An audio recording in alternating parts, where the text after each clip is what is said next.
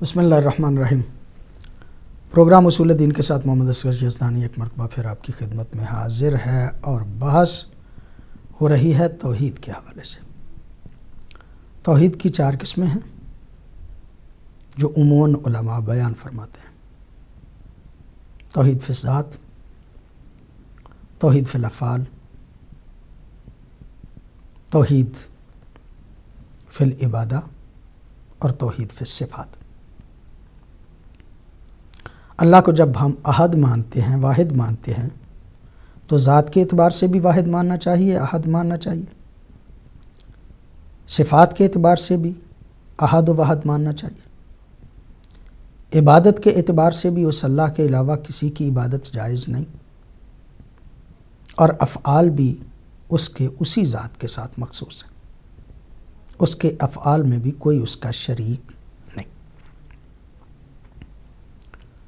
بسا اوقات موضوع کی اہمیت کے پیش نظر مذہب آل محمد کے علماء اس کو وضاحت کرتے ہوئے کچھ اس طرح سے بھی کہتے ہیں کہ توحید فی الخلق والرزق، اللہ رب العزت خلقت کے اعتبار سے بھی اور رزق دینے کے اعتبار سے بھی احد ہے، یعنی وہی خالق ہے، اس کے علاوہ کوئی دوسرا کائنات کا خالق نہیں، اور وہی رازق ہے، کائنات کا اس کے علاوہ کوئی رازق نہیں۔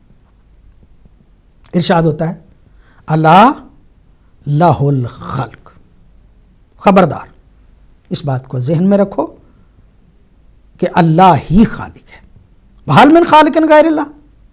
پھر ارشاد ہوتا ہے کیا اللہ کے علاوہ کوئی اور خالق ہے؟ بین اللہ هو الرزاق، اللہ رب العزت ہی رزاق ہے۔ ومن یرزقکم من دون اللہ، اور کون ہے کہ جو اللہ کے علاوہ تمہیں رزق دیتا ہے؟ قرآن حکیم کی یہ آیات واضح طور پہ اس بات کی طرف اشارہ کرتی ہیں کہ رازق بھی وہی ذات ہے اور خالق بھی وہی ذات ہے۔ پھر ایک اور اعتبار سے بھی توحید کی قسم علماء بیان فرماتے ہیں،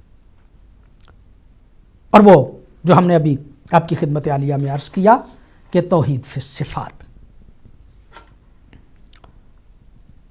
جس کو ابھی ہم آپ کی خدمت میں عرض کر چکے کہ اللہ رب العزت اپنی صفات میں بھی احد ہے، واحد ہے۔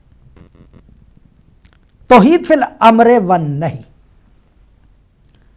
اللہ رب العزت امر کرنے میں بھی احد ہے، نہی کرنے میں بھی احد ہے۔ پیغمبر گرامی صلی اللہ علیہ وآلہ وسلم اور انبیاء یہ اللہ سے دین لے کر بندوں تک پہنچاتے تھے، خود سے امر اور نہیں کرتے تھے، وہ جو ہوتا تھا ما ینطق عن الہوی ان ھو الا وحی یوحی، پیغمبر گرامی کی زبان پہ بھی وحی کے پہرے تھے، کردار پہ بھی وحی کے پہرے تھے۔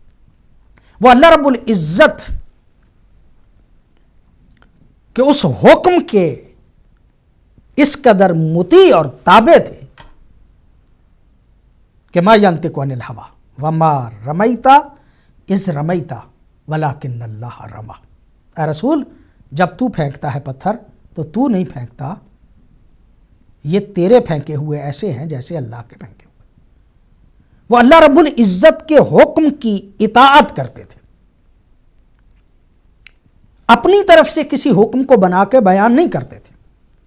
دین اللہ کا ہے اور پہنچایا انبیاء نے ہے، اور خاص طور پہ ہم تک جو دین پہنچا وہ پیغمبر گرامی صلی اللہ علیہ وآلہ وسلم یعنی حضرت محمد مصطفیٰ صلی اللہ علیہ وآلہ وسلم کا پہنچایا ہوا دین۔ الا لہ الخلق والامر، خبردار اس بات کو سن لو اور جان لو کہ وہی خالق ہے اور وہی امر کا اختیار رکھتا ہے، امر بھی اسی ذات کے ساتھ مختص ہے۔ ویسے اس دنیا میں کوئی آمر بنا پھرتا ہے تو بنا پھرے، لیکن در حقیقت اس کائنات میں امر کرنے والا وہ ذات توحید ہی ہے۔ الا لہ الحکم، خبردار، حکم اسی کے قبضہ قدرت میں ہے، وہ ذات حکم کرنے میں بھی احد ہے۔ البتہ یہاں پہ بھی بعض لوگوں کے کچھ نظریات، لیکن ہمارا مقصد چونکہ یہ نہیں ہے کہ ہم جو ہے وہ دوسرے ان طرفوں کی طرف جائیں کہ کون کون ان نظریات کے مخالف ہے اور وہ اس حوالے سے کیا کہتے ہیں۔ ہمارا مقصد صرف یہ ہے کہ ہم یہ بیان کریں کہ آل محمد نے جو مذہب بیان فرمایا ہے وہ کیا ہے۔ ایک اور قسم بیان کی جاتی ہے ضمنی، البتہ اقسام ہے، اصل 4 وہی اقسام ہے، البتہ ضمناً یہ بھی علماء جو ہے وہ وضاحت کرتے ہوئے ان قسموں کی طرف بھی توجہ دلاتے۔ التوحید فی مالکیت النفع والضر، کسی انسان کو نفع ہوتا ہے، کسی کو ضرر ہوتا ہے، تو یہ نفع و ضرر جو ہے اس کا بھی اختیار اسی ذات کے پاس ہے۔ کالر ایک میرے ساتھ ہیں جی، السلام علیکم۔ السلام علیکم مولوی صاحب، محسن بول رہا ہوں دوبارہ۔ معاف کیجیے گا، آپ کی آواز سنتے ہی دل چاہتا ہے آپ کو اور بھی سنا جائے۔ بڑی مہربانی۔ تو 2 سوال ہیں میرے پاس جی، ایک تو کامنٹ ہے ایکچولی۔ اللہ یعنی کہ ایک چیز نہیں کر سکتا، وہ ہے محنت، جہاں تک میری عقل کہتی ہے۔ اس کے اوپر فرمائیے کہ وہ محنت کیا کرے گا جو کہے کن اور ہو جائے۔ تو دنیا کہتی ہے کہ اللہ سب کچھ کر سکتا ہے، تو میرے پاس ایک سوال ہے، وہ محنت نہیں کر سکتا۔ دوسری بات یہ ہے کہ اللہ ہمارے پاس ڈائریکٹ بھی نہیں آ سکتا، اس کے اوپر تھوڑا فرمائیے کہ وہ ڈائریکٹ کیسے آئے گا۔ جیسے یعنی کہ آپ کے سامنے یہ لیپ ٹاپ پتہ نہیں کیا آئی پیڈ پڑا ہے، تو جس کا خالق ہے اس پیڈ میں نہیں ہے، اس کا خالق اپنی خلقت سے باہر ہوتا ہے۔ تو جب خالق باہر ہوتا ہے تو اس کے اندر نہیں آ سکتا، یعنی کہ اللہ کو بھی ایک وسیلے کی ضرورت ہے کہ جو اللہ سے علم لے اور ہم تک پہنچائے۔ اور اس کے اوپر تھوڑا سا فرمائیے سر۔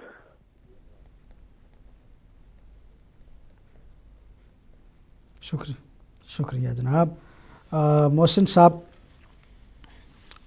آپ نے سوال کیا کہ اللہ ہر بات پہ قادر ہے تو کچھ چیزوں پہ قادر نہیں۔ انشاءاللہ آگے چل کے ہم قدرت الہیہ پہ بحث کریں گے، لیکن چونکہ آپ نے سوال کیا لہٰذا ایک حد تک جواب دینا اسی وقت ضروری ہے، ورنہ یہ سوال اور اس کا جواب تشنا رہ جائے گا۔ اللہ رب العزت قادر ہے، اور اس نے قرآن حکیم میں ہی فرمایا ان اللہ علی کل شیء قدیر، اللہ ہر شے پہ قادر ہے۔ بسا اوقات لوگوں کے ذہن میں مختلف سوالات آتے ہیں، اور ان سوالوں کو آج نہیں بلکہ معصومین علیہ الصلوۃ والسلام کے دور میں ہی اس قسم کے سوالات جو ہیں وہ ذہن میں آتے تھے، اور لوگ معصومین سے پوچھتے تھے اور معصومین ان کا جواب فرماتے رہے۔ کیا اللہ اس بات پہ قادر ہے کہ ایک ہی چیز ایک وقت میں ہو بھی اور نہ بھی ہو؟ کالر ایک ساتھ ہیں جی میرے، پہلے کال لے لیں۔ السلام علیکم۔ وعلیکم السلام قبلہ، محمد علی برمنگھم سے آپ کی خدمت میں حاضر ہوں۔ قبلہ آپ کو دیکھ کر بڑی خوشی ہوئی، اللہ آپ کو بڑی نوازش فرمائے اور ان میں بھی اضافہ فرمائے۔ بڑی مہربانی۔ قبلہ جیسا کہ آپ توحید پر بحث کر رہے ہیں کہ عین ذات میں صفات بھی شامل ہیں، تو اس کے برعکس جس پر آپ بحث کر رہے تھے کہ وہ صفات اور ذات الگ نہیں ہے، یہ بیسکلی قبلہ ایک یونانی فلسفہ تھا جو پلاٹینس نے متعارف کرایا کہ ذات اور صفات الگ ہیں، اور ان کی بنیادی وجہ اس کے حساب سے یہ تھی قبلہ کہ جب یہ صفات ایک ذات میں جمع کریں تو وہ جس ذات میں آپ جمع کریں گے وہ توحید نہیں رہتی، وہ بالکل یکجا نہیں رہتی جو منبع ہو ہر چیز کا، کیونکہ وہ موجودات میں شامل ہو جاتا ہے۔ تو اس لیے اس نے اس وقت جو اس کا پہلا اول اصول تھا اس نے یہ کیا کہ جو ذات توحید ہے وہ بالکل ناموجودات اور نا غیر موجودات کے بالکل مختلف ہے اور الگ ہے، اور اس کے ذریعے سے صفات ظاہر آتی ہیں جن کے ذریعے سے ہر چیز خلق ہوتی ہے، اور وہ جو پہلا اصول ہے، پہلا اول ہے، وہ بالکل حسن ہے اور کمال ہے، اور اس کے تو باقی جو صفت ہیں وہ اس ذات سے الگ ہیں۔ تو قبلہ اگر ہم انہیں جمع کریں تو کیا توحید پر کوئی اثر نہیں پڑتا؟ مہربانی کریں۔ بڑی نوازش۔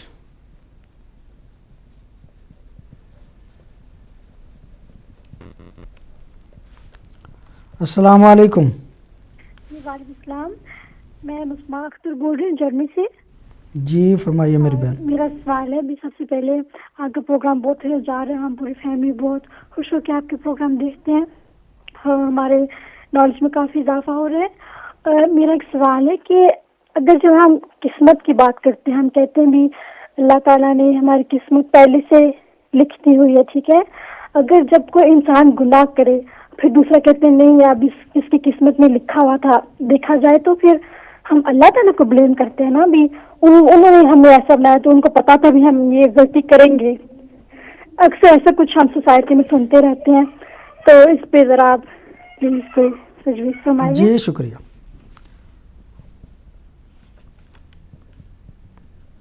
صرف آخری کال دے دی جائے، وقت میرے پاس بہت کم ہے، میں چاہتا ہوں مختصر جواب بھی دیا جائے۔ السلام علیکم۔ السلام علیکم۔ وعلیکم السلام۔ جی فرمائیے، کون بھائی کہاں سے؟ جی میں پاکستان سے بات کر رہا ہوں۔ جی فرمائیے، کیا حکم ہے؟ جی میرا یہ سوال ہے کہ وہ جو اہل سنت والے ہم سے پوچھتے ہیں کہ ہلو جی جی سن رہا ہوں میں، آپ فرمائیے۔ آپ ہاں، اہل سنت والوں سے ہم سے پوچھتے ہیں کہ یہ آپ مزاروں میں جاتے ہوں، اللہ سے مانگا کرو، یہ مزاروں سے آپ کو کیا ملے گا، آپ کو کون دے گا، وہ دینے والا مالک ہے، تم مزاروں میں کیوں جاتے ہو؟ تو میں شکریہ میرے بھائی، بڑی نوازش آپ کی، وقت میرے پاس بہت کم ہے، میں زیادہ کالیں بھی نہیں آج لے سکوں گا۔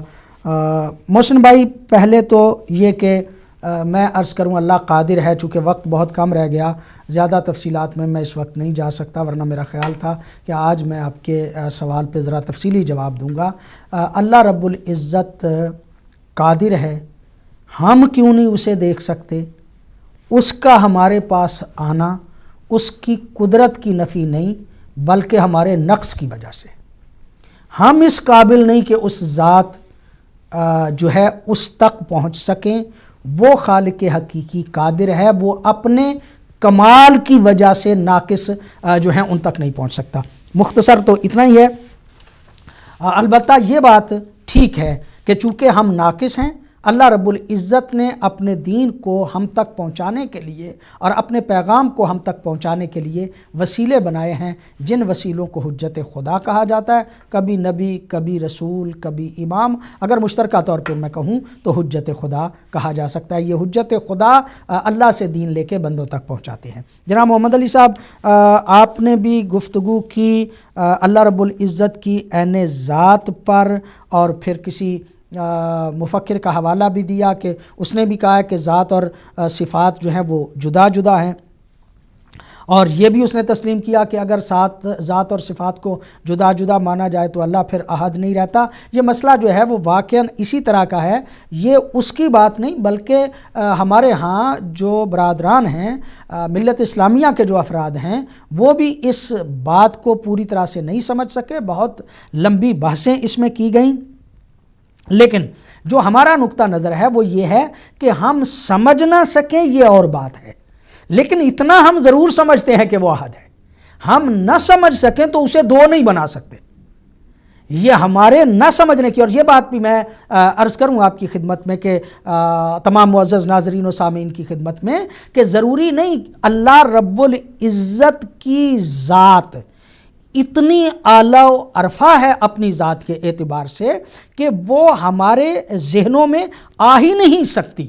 سرکار حضرت امیرُ المومنین علی علیہ الصلوۃ والسلام نے نہج البلاغہ میں اس بات کو بڑے واضح لفظوں میں ارشاد فرمایا کہ اللہ وہ ذات ہے کہ لا یدرکہ بعد الہمم ولا ینالہ غوث الفتن، کوئی کتنا بلند سے بلند پرواز کرنے والا کیوں نہ ہو، وہ یہ چاہے کہ اپنی سوچ اور فکر میں اس ذات کو محدود کر لے گا تو اس کے لیے ممکن نہیں ہے۔ اور کوئی دریاؤں میں غوطہ زنی، یعنی تحقیق و ریسرچ کی، دریاؤں میں غوطہ زنی کرنے والا کتنی باریکیوں میں چلا جائے اور وہ یہ سمجھ جائے کہ اللہ رب العزت کیا ہے تو اس کی سمجھ میں نہیں آ سکتا۔ لیکن کیوں نہیں آ سکتا؟ اس لیے کہ وہ ذات لامحدود ہے اور ہم محدود ہیں۔ سرکار حضرت امام زین العابدین علیہ الصلوۃ والسلام کا یہ ارشاد ہے کہ گویا ہم اس کی صفات بھی پوری طرح سے بیان نہیں کر سکتے۔ کیوں؟ بے محدودیتن،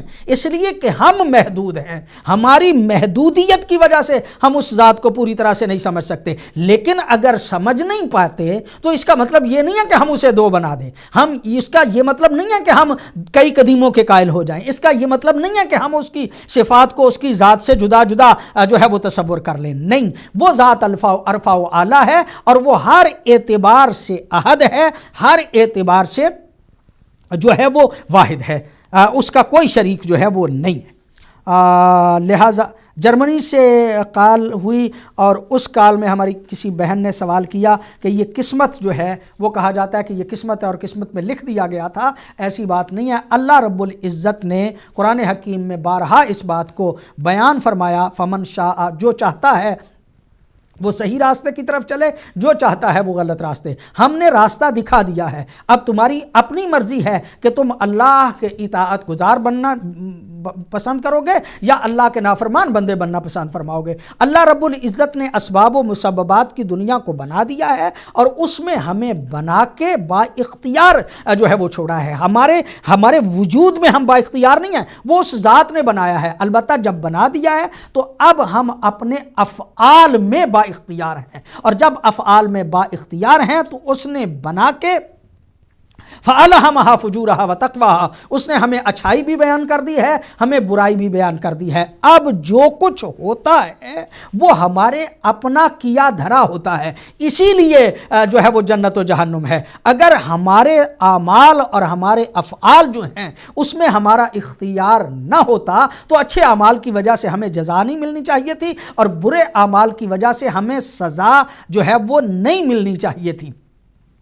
یہ جزا و سزا کا جتنا بھی تصور ہے اس کی بنیادی وجہ یہی ہے کہ چونکہ اللہ نے اپنے بندوں کو با اختیار بنایا ہے اور با اختیار بنا کے ان کے اختیار میں دیا ہے کہ تم اچھے کام کرتے ہو یا برے کام کرتے ہو۔ قسمت کا اس انداز سے نہیں ہے کہ جو اللہ نے لکھ دیا ہے ایسے ہی ہونا ہے، نہیں، کچھ بندوں کے اپنا کیا دھرا بھی ضروری ہوتا ہے۔ اور آخری کالر تھے ہمارے پاکستان سے اور انہوں نے کہا کہ جب ہم مزارات پہ جاتے ہیں تو کوئی لوگ جو ہیں وہ ہم پہ اعتراض کرتے ہیں کہ تم مزارات پہ کیوں جاتے ہو۔ معصومین علیہ الصلوۃ والسلام کا فرمان، پیغمبر گرامی صلی اللہ علیہ وآلہ وسلم کا اپنا فرمان، پیغمبر گرامی فرماتے ہیں کہ وہ بندہ جس نے میری زیارت نہیں کی اس نے مجھ پہ جفا کی۔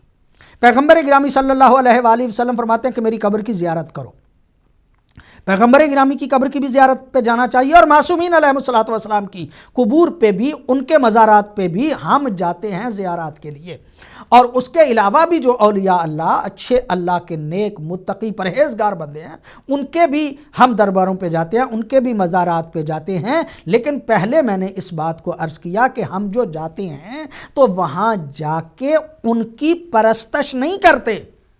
مسئلہ اصل میں یہ سمجھنے کا ہے جس کو وہ نہیں سمجھتے کہ ان سے نہ مانگو، تم اللہ سے مانگو، ہم اللہ ہی سے مانگتے ہیں۔ ایاک نعبد و ایاک نستعین، اللہ جب کہتا ہے کہ میری ہی عبادت کرو اور مجھ سے ہی مدد طلب کرو تو ہم اللہ ہی سے مانگتے ہیں، ہم اللہ ہی کی عبادت کرتے ہیں۔ یہ جو مزارات پہ ہم جاتے ہیں وہ اللہ کے مقرب بندے ہیں، جتنا کسی میں زہد و تقوی زیادہ ہوتا ہے، جتنا کوئی اللہ کے قریب زیادہ ہوتا ہے، ظاہر ہے کہ اس قرب الہی کی وجہ سے اس کی بات اللہ کے حضور جلدی قبول ہوتی ہے۔ پیغمبر گرامی صلی اللہ قرآن حکیم میں ہے کہ جب تم گناہ گار ہو جاتے ہو اور تمہیں کوئی راستہ نظر نہیں آتا تو اپنے گناہوں کی بخشش کے لیے میرے رسول کے پاس آؤ، اور جب میرا رسول تمہارے لیے توبہ کی دعا کرے گا تو تم لوجد اللہ توابا رحیما، تو تم اللہ رب العزت کو تواب بھی پاؤ گے اور رحم کرنے والا بھی پاؤ گے۔ اللہ رب العزت یہ کہتا ہے کہ میرے نبی کے حضور جاؤ۔ جب میرے نبی کے حضور جانا ہے تو اس کا مطلب یہ کہ یہ نبی کو وسیلہ بنانا، نبی کو ذریعہ بنانا، پیغمبر گرامی کو یہ حکم خدا بندی سے ہے۔ مزارات مقدسہ پہ، ائمہ کے روزوں پہ، اولیاء اللہ کے روزوں پہ ہم جو جاتے ہیں تو ہم ان کو خدا نہیں سمجھتے، ہم ان کی عبادت نہیں کرتے، بلکہ ہم ان کا احترام کرتے ہیں، ان کی تعظیم کرتے ہیں، ان کو وسیلہ بناتے ہیں، ان کے ذریعے سے، ان کے اس عظمت کی وجہ سے، وہ کہ جو قرب خدا بندی کی وجہ سے انہیں حاصل ہوا ہے، اس کا واسطہ دیتے ہیں کہ اے اللہ ہم تو گناہ گار ہیں اور ہم اپنے گناہوں کی وجہ سے ممکن ہے کہ تیرے حضور اس طرح سے جو ہے وہ التجا نہ کر سکیں، یہ تیرے مقرب بندے ہیں، اے اللہ ان اپنے مقرب بندوں کے واسطے سے ہماری دعاؤں کو قبول فرما۔ مانگتے ہم اللہ ہی سے ہیں، لیکن ان اولیاء اللہ کو، ان مزارات والوں کو، ان ائمہ معصومین علیہ الصلوۃ والسلام کو، پیغمبر گرامی صلی اللہ علیہ وآلہ وسلم کو، اور جتنے بھی باقی انبیاء ہیں، ان کے پاس جانے کا ہدف اور مقصد صرف ان کے اس قدر و منزلت کی وجہ سے ہے، ان کی اس عظمت کی وجہ سے ہے کہ جس عظمت کی بنیاد پہ ہم اللہ رب العزت سے دعا کرتے ہیں، ان کا وسیلہ بنا کے اور ان کو کا ذریعہ بنا کے۔ ایک بات اور عرض کروں میں آپ کی خدمت عالیہ میں کہ توحید کی ایک قسم یعنی توحید فی الصفات، توحید فی الامر والنہی، اور ایک ہے توحید فی مالکیت نفع و ضر۔ نفع و نقصان میں بھی اللہ ہی مالک ہے۔ قرآن حکیم کی آیت ہے قُل لا املک لنفسی نفعا ولا ضرا الا ما شاء اللہ، میں اپنے نفس کے لیے نہ کسی چیز کی ملکیت رکھتا ہوں نفع کے اعتبار سے، نہ ضرر کے اعتبار سے، مگر وہ کہ جو اللہ رب العزت چاہتا ہے۔ پس اس آیت کے پیش نظر بھی ہر موحد کے لیے ضروری ہے کہ وہ خوف نہ رکھے مگر اس ذات توحید کا، اور امید بھی نہ رکھے مگر اس ذات توحید کی۔ اس ذات توحید کے علاوہ کسی کی امید نہیں رکھنی چاہیے، کسی کا ذہن میں خوف نہیں ہونا چاہیے۔ اگر ڈرنا ہے تو صرف اس ذات توحید سے ڈرنا چاہیے، اور اگر امید رکھنا ہے تو امید بھی اس ذات توحید سے ہی رکھنی چاہیے۔ اور ایک قسم توحید کی عام طور پہ اور بھی علماء بیان فرماتے ہیں التوحید فی التوکل والاعتماد، یعنی اگر بھروسہ کرنا چاہتے ہو تو بھروسہ بھی اللہ رب العزت کی ذات پہ ہی کرو، اور اگر جو ہے وہ تم توکل کرنا چاہتے ہو تب بھی تم اللہ رب العزت کی ذات پہ ہی توکل کرو۔ اللہ کے علاوہ نہ کسی پہ توکل کرو، اللہ کے علاوہ نہ کسی پہ اعتماد کرو۔ فاتخذوہ وکیلا وعلی اللہ فلیتوکل المتوکلون، پس توکل کرنے والوں کو اس ذات توحید پہ توکل کرنا چاہیے اور اسی کو اپنا وکیل قرار دینا چاہیے۔ اور ایک قسم اور توحید کی، توحید فی المحبت والمودہ، یعنی اپنے دل میں محبت و مودت بھی اسی کی جو ہے وہ قرار دینی چاہیے۔ یقینی طور پہ پیغمبر گرامی صلی اللہ علیہ وآلہ وسلم کی خدمت میں تشریف فرما تھے آپ کے نواسے، تو پوچھا گیا کہ کیا آپ اللہ سے محبت کرتے ہیں؟ کہا گیا یقیناً ہم اللہ سے محبت کرتے ہیں۔ تو کہا گیا کہ پھر کیا ہم سے بھی محبت کرتے ہیں؟ کہا ہاں آپ سے بھی ہمیں محبت ہے۔ یہ جملہ کہنا تھا تو کہا گیا کہ پھر یہ محبتیں ایک دل میں دونوں اکٹھی کیوں ہو گئیں؟ تو پیغمبر گرامی صلی اللہ علیہ وآلہ وسلم نے جو معصومین کے ذریعے سے پتہ چلتا ہے حسنین تشریف فرماتے، ایک مرتبہ کہا گیا کہ یہ جو تم سے محبت کرتا ہوں یہ بھی اس لیے کرتا ہوں کہ اللہ نے تمہاری محبت کا حکم دیا ہے۔ कुल ला असअलुकुम अलैहि अजरन इल्लल मवद्दता फिल कुर्बा। अहले बैत रसूल की मवद्दत और मोहब्बत बुनियादी तौर पे हुक्म खुदाबंदी से है, यानी दो जुदा जुदा मोहब्बतें नहीं, इनकी मोहब्बत भी बुनियादी तौर पे उस ज़ाते तौहीद ही की मोहब्बत है, उसी अल्लाह की मोहब्बत है। और हम आले मोहम्मद के दरवाज़े पे इसीलिए हैं कि जब इनकी मोहब्बत दिल में पैदा हो जाए तो रसूल की मोहब्बत पैदा होती है, और जब रसूल की मोहब्बत पैदा हो तो अल्लाह की मोहब्बत पैदा होती है। अल्लाह की हकीकी मोहब्बत मिलती ही इसी दरवाज़े पे है। इसी दरवाज़े पे अगर कायनात आ जाए तो यकीनी तौर पे बहुत बड़े मसले हल हो सकते हैं। कौम उम्मत मुस्लिमा उस वक्त से दरबदर की ठोकरें खा रही है जब से इन्होंने अहले बैत का दरवाज़ा छोड़ दिया है। आज के प्रोग्राम से मोहम्मद असगर यज़दानी को इजाज़त दीजिए। वस्सलामु अलैकुम वरहमतुल्लाहि वबरकातुहू।